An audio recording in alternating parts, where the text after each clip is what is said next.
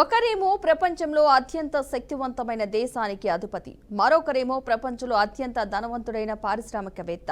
వీరిద్దరి మధ్య సామాజిక మాధ్యమాల వేదికగా సాగిన మాటల యుద్ధం ప్రపంచవ్యాప్తంగా ప్రకంపనలు రేపింది. అమెరికా అధ్యక్షుడు Donald Trump, Tesla, space X సంస్థల అధిపతి ఎలాన్ మస్క్ ఒకరిపై ఒకరు తీవ్ర స్థాయిలో ఆరోపణలు చేసుకున్నారు.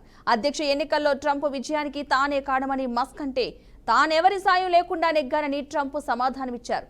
డిపార్ట్మెంట్ ఆఫ్ గవర్నమెంట్ ఎఫిషియన్సీ నుంచి తప్పించినందుకే మస్క్ కు అంత ఆక్రోశమని పేర్కొన్నారు.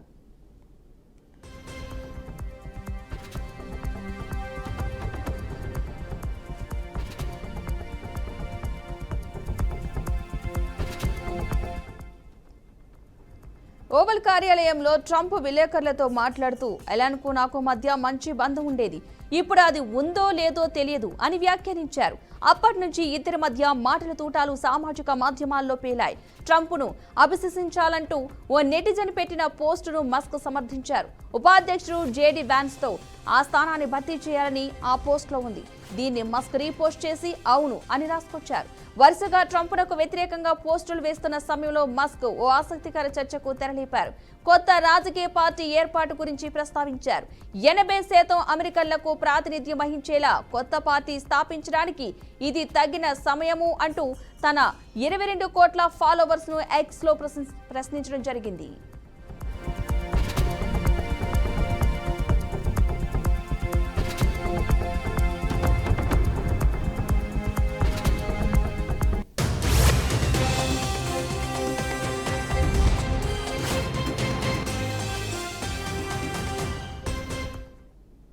It's kind of bizarre, but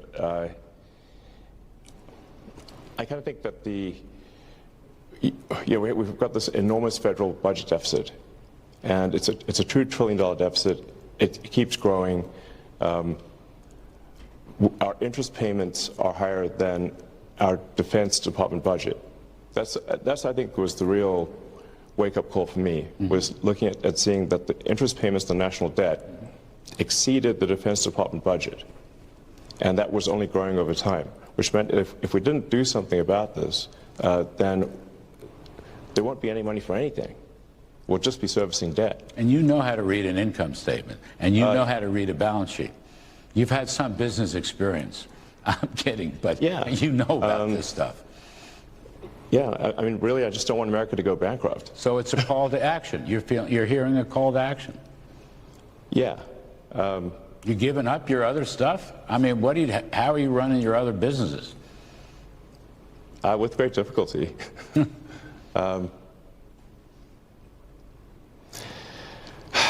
Yeah, I mean... But there's no turning back, you're saying? I'm just here trying to make government more efficient, eliminate waste and fraud. Musk ఆరోపణలపై తన సొంత సామాజిక మాధ్యమం ట్రూత్ వేదికగా Trump స్పందించారు. దేశ బడ్జెట్లో డబ్బులు ఆదా చేయాలంటే ఎలాన్ సంస్థలకు ప్రభుత్వ రాయితీలు, కాంట్రాక్టులు రద్దు చేస్తే సరిపోతుందని అన్నారు.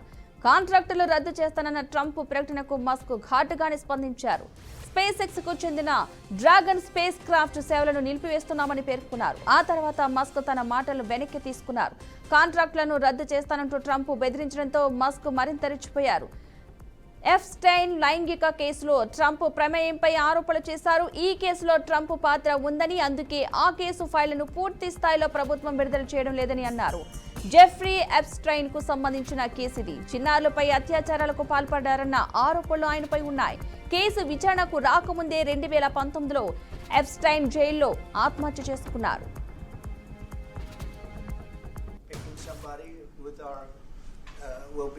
We'll be checking him out, seeing, but he wanted that person, a certain person, and we said no. And I can understand why he's upset. Remember, he was here for a long time. You saw a man who was very happy when he stood behind the Oval desk, and even with the black eye, I said, "Do you want a little makeup? We'll get you a little makeup." But he said, "No, I don't think so," which is interesting. And very nice. He wants to be who he is, so you could make that statement too, I guess. Look, Elon and I had a great relationship.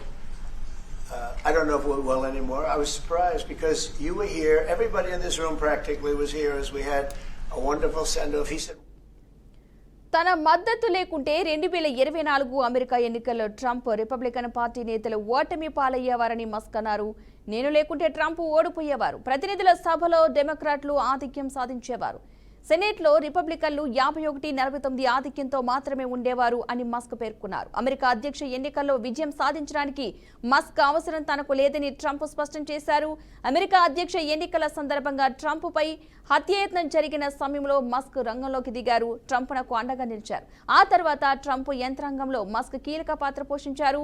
Department of government ఎఫిషియన్సీకు అధిపతిగా వ్యవహరించారు. ఇటీవల ఆ బాధ్యతల నుంచి వైదొలిగారు. వారం క్రితం శ్వేత సౌధానికి వెళ్లారు. ఆ సమయంలో ట్రంప్ బంగారు తాళం బహుమతిగా ఇచ్చారు. వారంలోనే అంతా మారిపోయింది. దీనికి కారణం రిపబ్లికన్లు ప్రవేశపెట్టిన వ్యయ బిల్లు. దీన్ని అందమైన బిల్లుగా ట్రంప్ అభివర్ణిస్తే అమెరికన్ల అప్పుల భారాన్ని పెంచే బిల్లంటూ మస్క్ పేర్కొన్నారు. బిల్లుకు మద్దతుగా ఓటేయొద్దని పిలుపునిచ్చారు. ఇప్పటికే ప్రతినిధుల సభ ఆమోదం పొందిన బిల్లు ప్రస్తుతం సెనేట్ పరిశీలనలో ఉంది.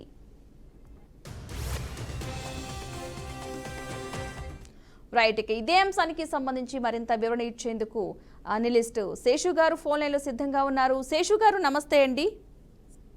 నమస్కారం. ఓకే, ఇప్పుడు ట్రంప్ ఎలన్ మస్క్ మధ్య యుద్ధం జరుగుతుందని అనుకోవాలంటారా? ట్రంప్ కి ఎలన్ మస్క్ కి జరిగే యుద్ధం ఏంటంటే వాణిజ్య యుద్ధం ఉంటుందా? ఒక దేశ అధ్యక్షుడికి ఆ దేశంలో ప్రపంచంలోనే అతిపెద్ద వ్యాపార సామ్రాజ్యాన్ని నిర్మించినటువంటి వ్యక్తి ఎలన్ మస్క్ కి. అయితే ఇక్కడ మనం గమనించాల్సినటువంటి విషయం ఏంటంటే అమెరికా అధ్యక్ష ఎన్నికల సందర్భంగా ఇద్దరు వ్యాపారవేత్తలే, డొనాల్డ్ ట్రంప్ వ్యాపారవేత్తనే, తర్వాత ఎలన్ మస్క్ కూడా వ్యాపారవేత్తే. డొనాల్డ్ ట్రంప్ విజయం సాధించడానికి కారణాల్లో ఎలాన్ మస్క్ మద్దతు కూడా చాలా కీలకమైంది అనేటటువంటి విషయాన్ని మనం గమనించాలి. ఎలాన్ మస్క్ ఆర్థికంగా ఫండ్స్ ఇచ్చారు ఎలక్షన్ ప్రచారానికి, తర్వాత పూర్తి స్థాయిలో సహకరించి ట్రంప్ ను గెలిపించినటువంటి సందర్భం ఉన్నది. అంటే ఒకళ్ళేమో అగ్రరాజ్యానికి అధ్యక్షుడు, ఇంకొకళ్ళేమో ప్రపంచ కుబేర్లలో నెంబర్ 1 స్థానాన్ని ఉన్నటువంటి వ్యక్తి. అయితే వీళ్ళిద్దరూ కలిసి ఎలక్షన్ చేయటం వల్ల డొనాల్డ్ ట్రంప్ విజయం సాధ్యమైందనేది విషయం మనందరికీ. అధికారంలోకి వచ్చినటువంటి కొద్ది రోజుల్లోనే ఇద్దరి మధ్య అభిప్రాయ భేదాలు వచ్చాయి. ఎందుకనంటే ఖచ్చితంగా ఇది వీళ్ళిద్దరి మధ్య ఉన్నది ఒక అఫెక్షనేట్ బంధమేం కాదు, వ్యాపార సంబంధమే. ఇద్దరి మధ్య ఉన్నటువంటి ఒక బిజినెస్ రిలేషన్సే వాళ్ళిద్దరిని కలిపాయి. అది ఎంతో కాలం నిలవదనేటటువంటి విషయం మనందరికీ ముందు ఊహించినటువంటి సంఘటనే. అయితే ఈ అధికారంలోకి వచ్చిన తర్వాత జరుగుతున్నటువంటి పరిణామాలు ఒక్కొక్కటిగా ఎలన్ మస్క్ కి వ్యతిరేకంగా ఉండటంతో ఎలన్ మస్క్ ట్రంప్ తోటి విభేదిస్తున్నటువంటి సందర్భం ఉంది. ముఖ్యంగా డోజ్ లాంటి ఒక కీలకమైనటువంటిది, అంటే ప్రభుత్వ వ్యయ భారాన్ని తగ్గించటము, ప్రభుత్వ ఉద్యోగుల సంఖ్యను తగ్గించేటటువంటి ఒక కీలకమైనటువంటి వ్యవస్థను ఏర్పాటు చేశారు మన ట్రంప్ అధికారంలోకి వచ్చిన తర్వాత. దానికి అధ్యక్షుడిగా ఎలాన్ మస్క్ ని పెట్టారు. ఒక 130 రోజుల తర్వాత డోజ్ వ్యవస్థ నుండి తప్పుకున్నటువంటి సందర్భం ఒకటైతే, రెండోది ట్రంప్ తీసుకొస్తున్నటువంటి నిర్ణయాలు. ఆ నిర్ణయాలు ఎలాన్ మస్క్ వ్యాపార సామ్రాజ్యం పైన ప్రత్యక్షంగాను పరోక్షంగాను ప్రభావం చూపించటము, ఎలాన్ మస్క్ కి సంబంధించినటువంటి వ్యాపారం, ముఖ్యంగా అతనికి ఉన్నటువంటి టెస్లా కంపెనీ షేర్లు 14% పడిపోయినాయి, తీవ్రమైనటువంటి నష్టం జరిగింది అనేటటువంటిది అదొకటైతే. రెండోది, ఇటీవల ట్రంప్ ఒక బిల్లును ప్రతిపాదిస్తున్నారు, బ్యూటిఫుల్ బిల్ అనేటటువంటి ఒక బిల్లును ప్రతిపాదిస్తున్నారు. ఆ బిల్లు ఉద్దేశం ఏంటంటే విద్యుత్ కార్లపై ట్యాక్స్ క్రెడిట్ ని ఇచ్చేటటువంటిది. అది ఈ టెస్లాకి నష్టం చేసేటటువంటి ఒక బిల్లుగా మారినటువంటి సందర్భం ఒకటైతే. రెండోది, ఎలాన్ మస్క్ కి సన్నిహితుడైనటువంటి ఒక వ్యక్తిని అమెరికా నాసాకి చీఫ్ పదవి వరిస్తుందని ముందు అనుకున్నారు. కానీ ట్రంప్ దాన్ని వ్యతిరేకించడంతో ఇద్దరి మధ్య భేదాభిప్రాయాలు పెరిగినట్లు ఒకటైతే.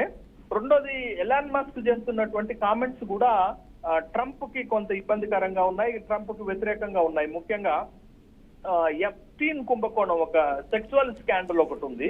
ఆ స్కాండల్లో ట్రంప్ పేరు కూడా ఉండటము, దానితోటి ట్రంప్ పూర్తి కాలము అధ్యక్షుడిగా ఉండడు, జెడ్ ప్యాన్స్ కి అధ్యక్ష బాధ్యతలు ఇవ్వాల్సినటువంటి రోజులు వస్తాయనేటటువంటి ఒక విమర్శలు చేస్తున్నటువంటి క్రమంలో ఇటు ఎలాన్ మస్క్ కి, అటు టెస్లా కంపెనీ అధినేత అయినటువంటి ఎలాన్ మస్క్ కి, తర్వాత ట్రంప్ కి దూరం పెరుగుతున్నట్టుగా కనపడుతుంది. రోజు రోజుకి దూరం పెరుగుతుంది.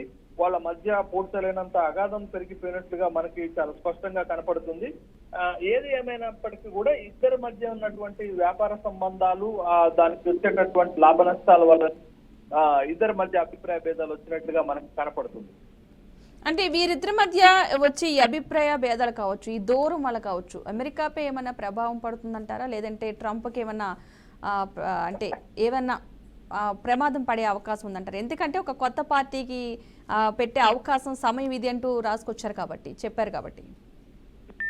80% మంది అమెరికన్లను ప్రభావితం చేసే విధంగా ఒక కొత్త పార్టీని పెట్టే ఆలోచన అనేటటువంటిది, అది ఒక ఆలోచన మాత్రమే. మస్క్ వెల్లడి చేసినటువంటి సందర్భంలో ఒక అమెరికన్ అధ్యక్షుడిని ఇంపీచ్మెంట్ చేయటం కానీ, అభిశంసన చేయటం కానీ, ఒక అమెరికన్ అధ్యక్షుడు అర్ధాంతరంగా పదవి నుంచి తొలగించబడటం కానీ జరిగేటటువంటి పని కాదు. కాకపోతే ఒక బలమైనటువంటి మద్దతుదారుని ట్రంప్ కోల్పోయినట్లుగా మనకు కనపడుతుంది. అయితే ఇక్కడ మనం గమనించాల్సినటువంటి విషయం ఏంటంటే, అమెరికా అధ్యక్ష ఎన్నికల్లో అమెరికాలో ఉన్నటువంటి చట్టాల ప్రకారంగా ఒక వ్యక్తి 2 సార్లు మాత్రమే అమెరికా అధ్యక్షుడిగా పనిచేసే అవకాశం ఉంది కదా. కాబట్టి ఈసారికి మాత్రమే ట్రంప్ అమెరికా అధ్యక్షుడిగా ఉంటాడు. రాబోయే మళ్ళా 3వ టర్మ్ లో అమెరికా అధ్యక్షుడిగా కావాలన్నా గానీ అమెరికన్ రాజ్యాంగాన్ని మార్చుకోవాల్సినటువంటి అవసరం ఉంటుంది. అంత పాపులారిటీ ఉంటుందా ట్రంప్ కి? మొన్ననే కష్టంగా గెలిచినటువంటి సందర్భాన్ని మనం చూసాం. ఎందుకంటే మొన్నటి జరిగినటువంటి అమెరికన్ అధ్యక్ష ఎన్నికలు ఒక విధంగా ఇబ్బందికరంగా జరిగింది. ఎందుకంటే అంతకు ముందు ట్రంప్ కి వ్యతిరేకంగా ఉన్నటువంటి మాజీ అధ్యక్షుడు పోటీలో పెట్టి తర్వాత అతన్ని తొలగించేసి కమలా హారిస్ ని తీసుకొచ్చారు. బట్ ఆ గందరగోళం అక్కడ డెమోక్రాట్ల మధ్య ఏర్పడటము అది ట్రంప్ కి అనుకూలంగా మారింది. ట్రంప్ పైన దాడి జరగటం కూడా ఒక అనుకూలంగా మారింది. ట్రంప్ ఎలక్షన్ క్యాంపెయిన్ కూడా తనకు అనుకూలంగా మారింది.